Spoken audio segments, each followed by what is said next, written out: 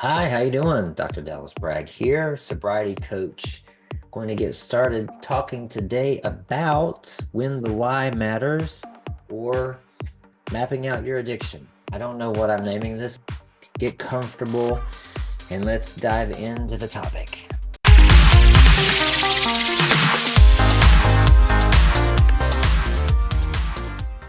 Addiction can be distilled into one sentence, a sentence formulated by impressions. Impressions that were incorrectly interpreted as truth. A truth that was imprinted on the subconscious.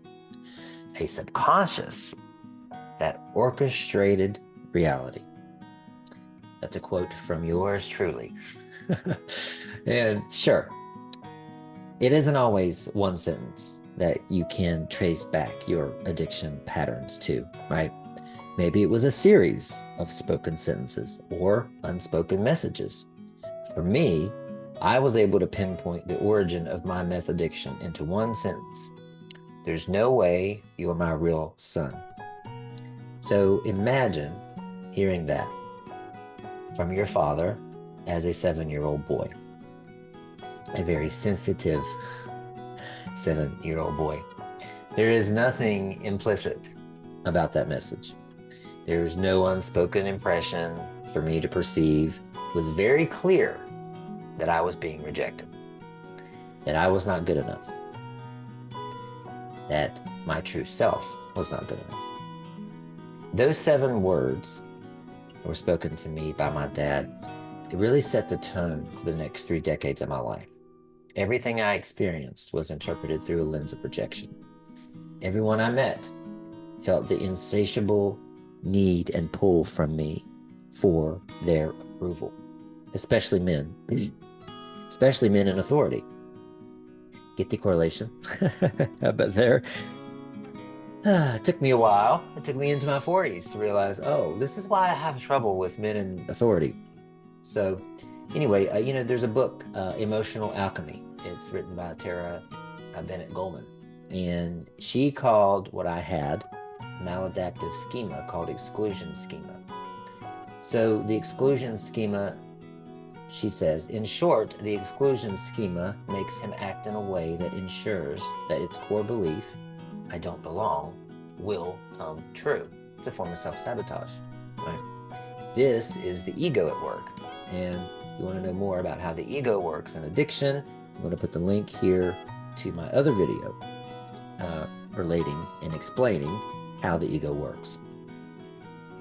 My subconscious mind, in this state of being, remained on alert for any signs in my life that I was being excluded.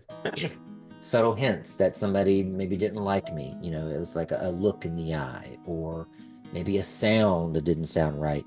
In the age of when I finally, was in the age of texting, not using an emoji or a short text or something like that, or the group that was leaving me out. Any signs that I was being left out by a group sent me into a downward emotional spiral every time. And maybe that sounds familiar to you, or maybe you see it playing out in the lives of other addicts. There's a distinct why behind the behavior. There's a distinct why behind your addiction. The behavior comes before the addiction. The belief comes before the behavior. The messages come before the belief. We'll talk about that in a minute. Sometimes the why doesn't matter, and that was something that we talked about in rehab. For me, it's the why doesn't matter, and a lot of times maybe it doesn't. And I understand that, but I also feel that what's most important is the motivation behind finding out the why, right? I wanted to find out the why, not from a victim standpoint, and not from a place of I wanted to blame somebody external to me, but I wanted to know more about the path to my addiction. In this process, my search for knowledge intended to shed light on the darkness of my subconscious. There were shadows, there were parts of me that I didn't know. There were reasons why I ended up homeless under a tree. Awareness empowers you. It empowers you as an addict to then, at that point, control the route forward and make a new road. So on your screen, I'm going to put an illustrative map that I developed for my own life's journey. So as you can see, each milestone I have labeled, and we're going to break those down for you so that you can apply it to your experience. So you can I'm going to put a link so in the description so that you can access this graphic. And if you want a blank one, just let me know in the comments. Also, if you want to let me know in the comments, can you trace back your addiction to one sentence? Can you trace your addiction back to one instance? I'd really like to know about your experience. So let's take the first one, early messages. So for the sake of this one, let's imagine that you're sitting by Oprah Winfrey on her stage, right? You're being interviewed. She's interviewing you about your life story, and she asks you, so can you share with me your I'm not doing an Oprah impression, but can you share with me your earliest memories and what immediately come to mind that shaped your life? So if she were to ask you this question, what are the first impressions that come to your mind? What are the first memories that take form? And bring those up, run them through your mind, and take note of the emotion evoked by the memories or the emotion in the memories, not the details of the memory. Now, bring the emotion of looking at these memories up into your awareness and embody it viscerally. So hold on to that emotion. Don't let it go anywhere. Feel it all throughout your body. And then allow a common theme to arise from the incidents. And to try to describe this is don't try to think your way through it. Your mind is not going to be able to give you the answers. It's your nervous system. It's your body. In your body, you hold all the answers, right? So emotion, allow that emotion to stay there and then ask, and go with the first impression. Don't question it. Don't think through it. Ask, what is the theme here? And let it come up. So, number 2, beliefs. So you bring this theme or themes into your mind's eye and you meditate on them, right? So meditating on this theme is just focusing on it, just allowing it to be, thinking about it, just letting it kind of sit in there. And think about and asking yourself, what are some I am statements that could be extracted from this? So for example, mine were, I'm not allowed to be myself, right? Or I am not good enough to belong. Those were I am statements that came from that theme of being rejected. So you write your I am statements down and you start reading them aloud. You're going to feel a shift in your body because you're going to feel a resonance with them, because they're going to align with your internal beliefs.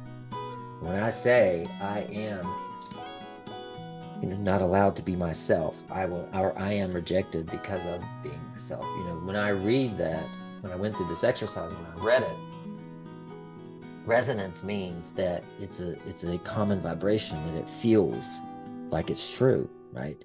And that's because in my heart of hearts, in my nervous system, in the ego, that's what I believed to be true. And there's no way to really describe this. You're gonna have to experience it. So number 3 is reality, right? So you're focusing on your life from a broad view. So you think about school, family, friends, relationships, and how can you see those I am statements that you wrote down? How can you see those driving the circumstances of your life?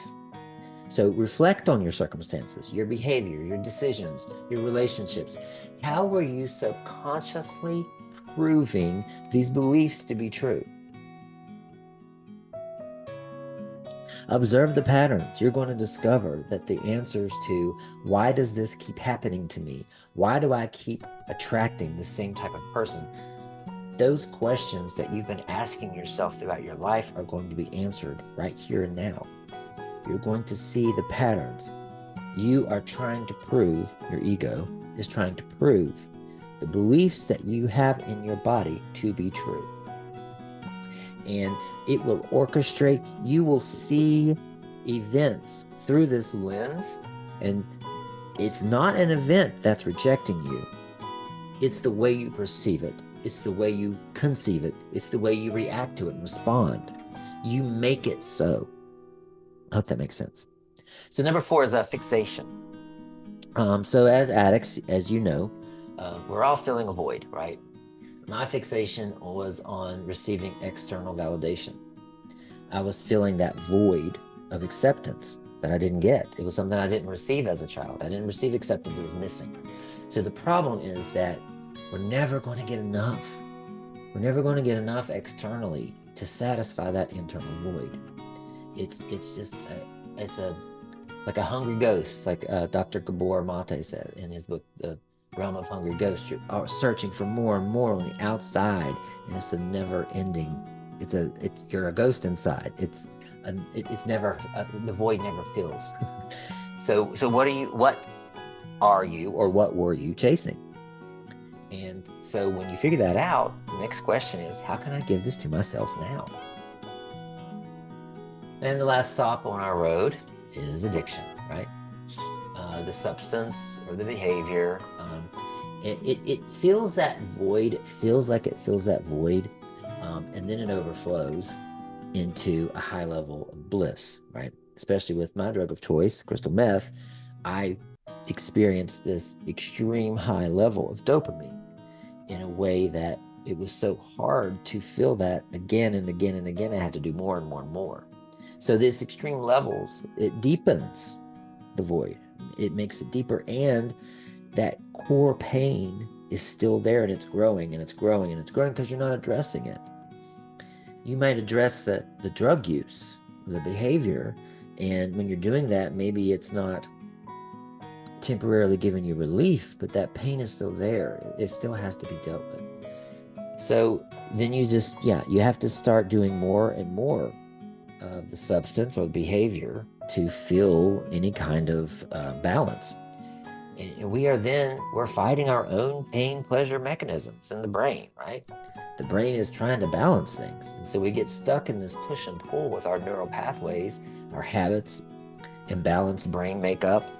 We get stuck in there, and then we're in the addiction loop. So here's a little video I came up with. It's very simple, but it's a simple graphic representation of this process. So as you watch, personalize it to your experience. What comes up for you? What comes up for you? How could you fill in? What is that core pain? And how do you relate? And then what would you add to it? What would you take away? I'd love to hear your feedback in the comments. So for addicts, the why matters. And it's because knowledge is empowered. Knowledge empowers us. Awareness de-weaponizes the past. You don't have to think about it anymore. It's not against you. And you are put in the driver's seat. Pun intended with this mapping the road here. The route is yours to create. So, do this exercise. After plotting out your road to addiction, you may have to ask, okay, now what? I know what got me here. Now what do I do next? And if that's something that you want to work with me on, please do. DM me, comment below, and we'll schedule a free session. If you like this video, I would love for you to subscribe. I would love for you to click the bell that tells you when I upload new videos, which is weekly. I would love for you to like and share this everywhere that you can. Not just, and this is from my heart, not just because I want to grow my business, but I want to grow my awareness out there. I want to grow my message because I feel like there are still people who need to hear it. And still people to help. So that said, have a great day and talk soon.